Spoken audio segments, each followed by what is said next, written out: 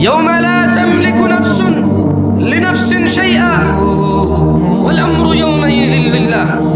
ওই দিনকে ভয় করো যেদিন কোনো মানুষের কোনো ক্ষমতা কোনো কাজে আসবে না। একচ্ছত্র মালিকানা সিদ্ধান্ত নেওয়ার ক্ষমতা থাকবে কার? ওই দিনকে ভয় করো। ওই দিন মুসলমান বললে মুসলমান হওয়া যাবে। আল্লাহর নবী বলে গেছে যে নামাজ ত্যাগ করে সে কুফরি করে। এখন বলবো জামশেদ মজুমদার এসে ফতোয়া দিয়েছে নামাজ ছাড়লে কাফের। আমি কখন বললাম রে ভাই?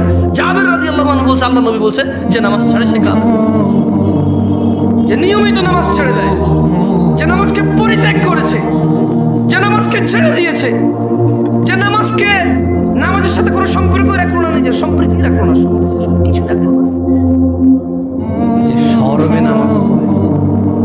জুমা না পড়লে মানছি কি? আরে বেটা ভাই আমার, জুমা আর জোহর দুইটাই ফরজ। কেমন? জুমার দিনের যে 2 রাকাত জুমা আর শনিবারের যে 4 রাকাত জোহর দুইটাই ফরজ। কেমন? আল্লাহ আমাদেরকে বুঝার তৌফিক দান করুন।